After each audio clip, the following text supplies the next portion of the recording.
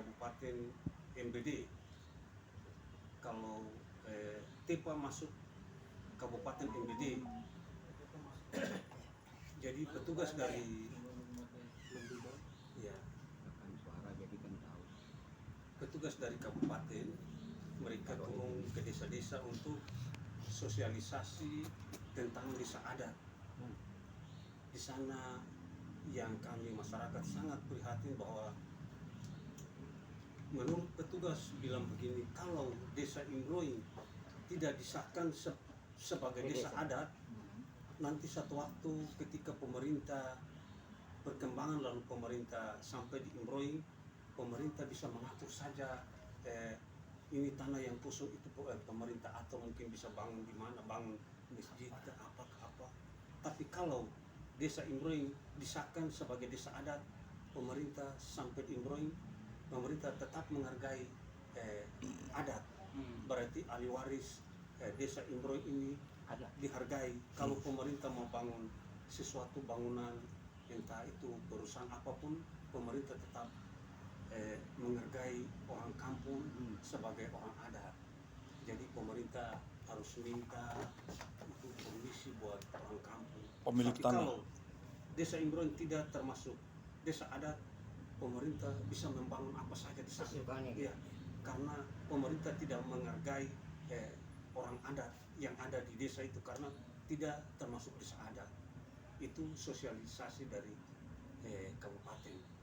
Kalau di kampung bilang bupati, ya, dari Bupati Maluku Barat Daya. Jadi ketika habis sosialisasi, kita sepakat, kita dalam semua marga di Imroing sepakat harus kita masuk desa adat. Jadi mulai setiap marga itu buat pertemuan. Jadi di sana Rompenyaka Imnaula itu satu mata rumah. Jadi mata rumah Rompenyaka. Apa itu saya nggak ngerti. Mata rumah gadang. Mata rumah. Rumah induk. Asal usul keluarga Unawekla. Rumah induk. Asal usul keluarga Unawekla.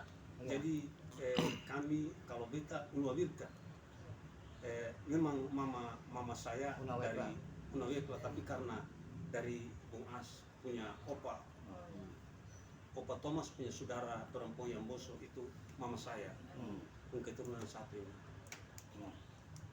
Itu dari Unawirka karena mama saya kawin keluar dari Unawekla, artinya adat Imroing bilang begitu.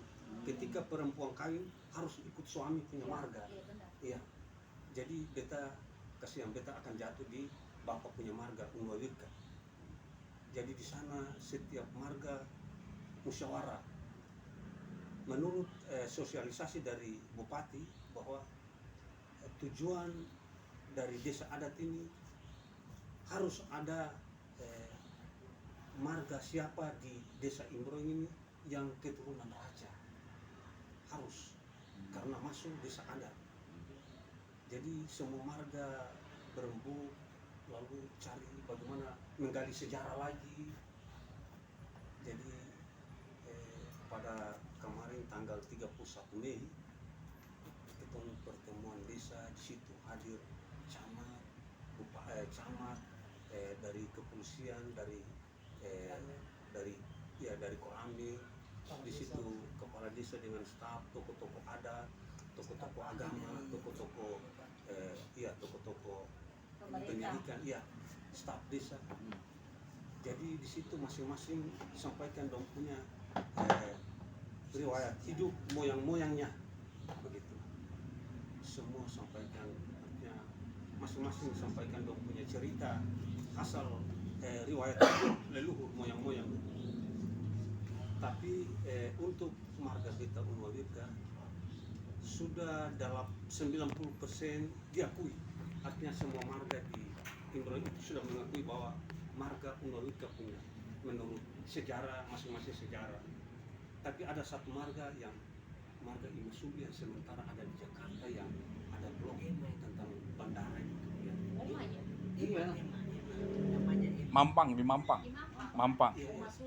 Oma Usman. Orang tuanya pensiun polisi sudah meninggal. Sudah meninggal ya. Artinya marga itu dia masih belum yakin bahwa itu marga Unawirka punya, artinya moyang marga Unaw Wirka itu turunan raja. Ketika sampai di forum resmi yang dimintakan oleh pimpinan Musbika ini, marga Imasuli harus cerita dong punya riwayat hidup moyang, lalu begitu pula marga Unaw Wirka harus cerita. Jadi marga Imasuli dong cerita dong punya cerita begini, pada tahun sentau tahun berapa dong 9, tapi ketemu moyang pernah jadi raja, sebatas itu saja. Lalu dari pimpinan minta, oh dari Unaw Wirka cerita, kan dari Unaw Wirka Bapak Bobi orang yang dituakan di marga itu. Kalau di kampung kita bilang rumah tua, menjaga peti pusaka. iya. Jadi Bapak Bobi yang ada di rumah tua. Jadi Bapak Bobi yang harus cerita. Jadi Bapak cerita begini, pada tahun 1800 sekian kampung pertama di Imbroi sudah terbentuk. Semua moyang-moyang dari setiap marga sudah berkumpul untuk berkampung pada waktu itu. Ketika pada waktu itu datanglah Raja Belanda. Raja Belanda hadir pada waktu itu. Waktu itu menurut tete saya cerita bahwa sungguh besar kuasa Tuhan pada waktu itu, karena masa-masa itu moyang-moyang kita bunuh-bunuh orang atau bunuh-bunuh manusia karena dong perang-perang. Jadi dong baru berkampung pada waktu itu. Tapi ketika Belanda bisa lolos masuk kampung itu, apalagi Belanda ini wajahnya lain, mengapa sampai ketemu moyang-moyang tidak bisa bunuh dia, sedangkan orang tetangga kampung saja semberani masuk di kampung itu. Ketika masuk dapat bunuh saja. Tapi kenapa Belanda bisa lolos masuk di kampung pertama Imbroi ini? Tapi menurut tete saya cerita, kuasa Tuhan sangat besar pada waktu itu, maka moyang-moyang kita terima Belanda itu dengan penuh sukacita. Jadi ketika Belanda ada di tengah-tengah masyarakat waktu itu, Belanda sampaikan buat semua orang yang berkampung di saat itu bilang begini, kamu sudah berkampung tapi harus ada seorang pimpinan atau seorang raja yang bisa memimpin kamu di, bukan kalau sekarang bilang kampung tapi dulu bilang negeri. Jadi Belanda bilang harus ada seorang raja yang memimpin kamu di negeri ini. Jadi waktu itu Belanda dia pergunakan satu benda kecil, satu tongkat kecil. Itu satu benda itu tongkat kecil. Belanda pergunakan benda itu untuk cari orang yang seharusnya dia jadi raja. Jadi panggil semua orang di kampung itu, semua sudah ada, tapi tongkat itu masih bergerak. Artinya belum ada orang yang bisa menjadi raja pada waktu itu. Lalu Belanda sampaikan buat mereka waktu itu, kira-kira masih ada orang lagi di hutan. Mereka jawab bahwa iya masih ada ketemu saudara satu, tapi dia sempantas mau pulang karena ketemu moyang Unaw Wirka ini, Bobi moyang ini, dia dulu artinya orang tinggal di goa-goa, jadi dom penyakit kulit begitu. Kalau di kampung bilang kaskado, bahasa sekarang bilang kurap, penyakit kulit. Jadi artinya masyarakat pada waktu itu dong rasa malu kalau bawa Bobi moyang tatap muka dengan Belanda, tapi Belanda tegas harus pergi ambil. Jadi orang kampung pergi ambil Bobi moyang. Ketika Bobi moyang sampai di muka Belanda, baru tongkat itu stop. Lalu Belanda pada saat itu Belanda sampaikan buat semua orang di waktu itu bahwa inilah orang yang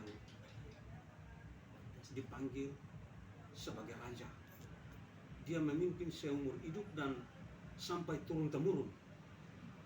Itu amanat Raja Belanda terhadap semua orang, khusus moyang betapa moyang.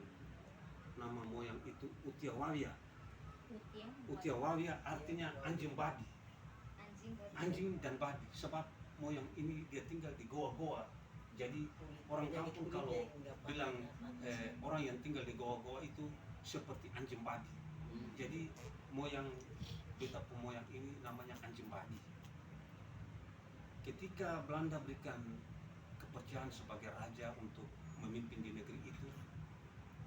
Moyang kami, moyang yang pertama awalnya dia memimpin sampai dia mati. Anaknya nama Panisa Unwalirka, dia laki-laki. Dia memimpin sebagai raja kedua sampai mati. Saudaranya nama Lilpiora Unwalirka, dia memimpin sampai dia mati. Saudara Lilpiora ini bernama